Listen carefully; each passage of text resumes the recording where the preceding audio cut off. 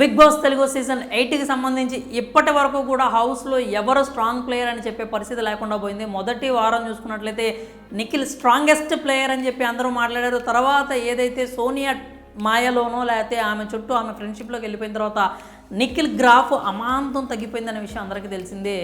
ఆ క్లాన్లోకి వస్తూ కూడా చీఫ్కి కొన్ని సలహాలు ఇవ్వాలి కాబట్టి నేను వస్తున్నానని చెప్పింది. నిఖిల్ గేమ్ని సగానికి సగం ఆగం పట్టించింది అయితే సోనియా అని చెప్పాలి. ఎందుకంటే అది ఆమె బ్రెయిన్ గేమ్. ఖచ్చితంగా ఆమె టైటిల్ విన్నర్ అవ్వాలంటే హౌస్లో ఉన్నటువంటి స్ట్రాంగెస్ట్ ప్లేయర్ని తన వైపు తిప్పుకోవాలి. సోనియా ఆ విషయంలో మాత్రం చాలా అంటే చాలా సక్సెస్ అయిందని చెప్పాలి. ఇప్పటి వరకు కూడా నిఖిల్ని అయితే తన కంట్రోల్లో పెట్టుకుంది. తను ఏమి చెబితే అది నిఖిల్ చేసేలా చేసింది అనమాట. ఏ విషయం ఉన్నా కానీ నిఖిల్ వెళ్ళి చీఫ్గా సొంత నిర్ణయం తీసుకోకుండా సోనియా మీద అయితే డిపెండ్ అవ్వటం మనం చూసాం. ఆమెతో డిస్కస్ చేయడం, ఆమెతో మాట్లాడటం, ఆమె చెప్పింది ఎక్కువ కన్సిడర్ చేయడం వరకు కూడా మనం అందరం చూస్తూ వచ్చాము. సీత ఈ విషయం సంబంధించి క్లాన్లో మేము కూడా ఉన్నాము, ఓన్లీ సోనియా మాత్రమే కాదు అని చెప్పి అంత సీరియస్గా మాట్లాడటం కూడా మనం చూసాం అనమాట. అలాంటి పరిస్థితి నుంచి నిఖిల్ బయటపడకపోతే అతని గేమ్ ఖచ్చితంగా ముందుకు వెళ్ళదు. అతను హౌస్లో నుంచి ఎలిమినేట్ అయ్యి బయటకు వచ్చినా ఆశ్చర్యపోవాల్సిన అవసరం లేదు అని అభిప్రాయాలు అయితే గట్టిగా వినిపించాయి. ఆ అభిప్రాయాలు మరి ఎలానో నిఖిల్ దాకా వెళ్ళినాయో లేకపోతే నిఖిల్కి అర్థమైందో తెలియదు, కానీ నిఖిల్ అయితే సోనియా నుంచి ఆమె ఒక్క సర్కిల్లో నుంచి బయటకు వచ్చేసాడు అనిపిస్తోంది. అతని ఆట కావచ్చు, అతని ప్రవర్తన కావచ్చు, అతని మాట కావచ్చు, అతని ఐడియాలజీ కావచ్చు, మొత్తం మారిపోయిందని అయితే అర్థమవుతుందన్నమాట. ఎందుకంటే ఖచ్చితంగా కూడా నిఖిల్ ఆమె ట్రాప్లో నుంచి బయటకు వచ్చేసాడేమో అని మనం స్పష్టంగా చెప్పొచ్చు. ఇది నిన్న అభయ్తో మాట్లాడిన మాటలు చూసినట్లయితే అసలు ఏం జరిగిందంటే ఫస్ట్ కిచెన్లో ఉండి తినటం గురించి అనమాట. తిన్నావా తినలేదా అనే దాని గురించి అనమాట. అసలు యాక్చువల్గా నిఖిల్కి ఏం అవసరం సోనియా తినిందో లేదో అడగాలని.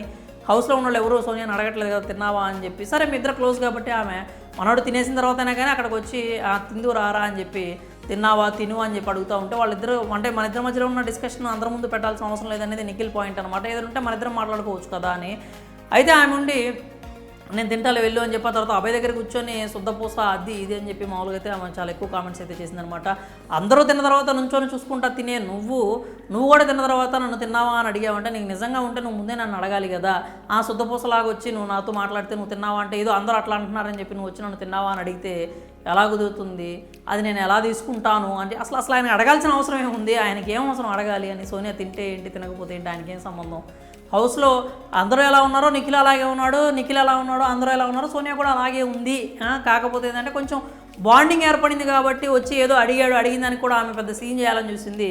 ఆ నిఖిల్ని శుద్ధపోస అది ఇది అని చెప్పి కామెంట్స్ కూడా చేసింది అనమాట. కొంచెం లిమిట్ క్రాస్ అయ్యే చేసినట్టుగా అనిపించింది అభయ్ దగ్గర. ఆ తర్వాత నిఖిల్ అభయ్ కూర్చొని మాట్లాడుకుంటున్న సందర్భంలో అభయ్తో అయితే నిఖిల్ అనేసాడనమాట, ఇప్పుడు నా హ్యాబిట్స్ అనేది నా ఇష్టము, ఇప్పటికిప్పుడు నువ్వు వచ్చేసి ఇప్పుడు నన్ను అన్నీ మార్చేసుకోవాలి అని చెప్పి నన్ను అంటే ఎలా కుదురుతుంది. అంతేకాకుండా ఇప్పుడు తిను అని చెప్పటం అనేది అంటే టాస్క్లు జరుగుతున్నప్పుడు తిను కొంచెం టైం అవుతుందంటే అది ఓకే అర్థం చేసుకోవచ్చు. నార్మల్గా ఉన్నప్పుడు కూడా తిన్నావా నువ్వు తినాల్సిందే, ఇవన్నీ ఎందుకు, నా ఇష్టము నా లైఫ్ నాకు నచ్చినట్లు నేను ఉంటాను, ఎందుకో నన్ను ఆవిడ కంట్రోల్ చేస్తున్నట్టు అనిపిస్తోంది, ప్రతి విషయంలో కూడా బాగా ఎక్కువ కంట్రోల్ చేయడానికి నన్ను ట్రై చేస్తోంది అనిపిస్తోంది అని చెప్పి నిఖిల్ అయితే చెప్పుకొచ్చాడు అనమాట. ఓవరాల్గా ఆమె రిలేషన్ నుంచి ఆమె బాండ్ నుంచి కొంచెం దూరంగా జరగబోతున్నాను నేను అని ఇండికేషన్స్ అయితే ఇచ్చాడు. అంతేకాకుండా ఆమెను కంటెండర్గా కూడా సెలెక్ట్ చేశాడు. అయితే మీరు అందరూ అనుకోవచ్చు వాళ్ళిద్దరి మధ్యలో రిలేషన్ ఉంది కాబట్టి అంటే బాండింగ్ ఉంది కాబట్టి ఖచ్చితంగా ఆమెను కంటెండర్గా సెలెక్ట్ చేశాడని చెప్పి మీరు అనుకోవచ్చు అనమాట. కానీ అక్కడ నిఖిల్ ఆమెను కంటెండర్గా సెలెక్ట్ చేయడం అనుకున్న పెద్ద కారణం ఏంటంటే అది ఒక పెద్ద బ్రెయిన్ గేమ్ అని చెప్పాలి. సోనియా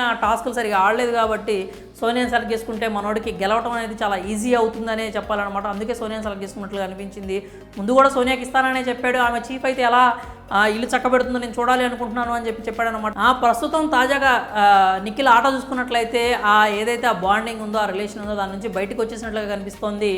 టాస్కులు వచ్చినాయి అంటే నిఖిల్ ఎంత బాగా ఆడతాడో మనందరికీ తెలుసు. కానీ కేవలం సోనియాతో అతను ఎక్కువ క్లోజ్గా ఉండటం వల్లే అతనికి హౌస్లో ఎక్కువ నెగిటివిటీ అయితే వస్తుందన్నమాట.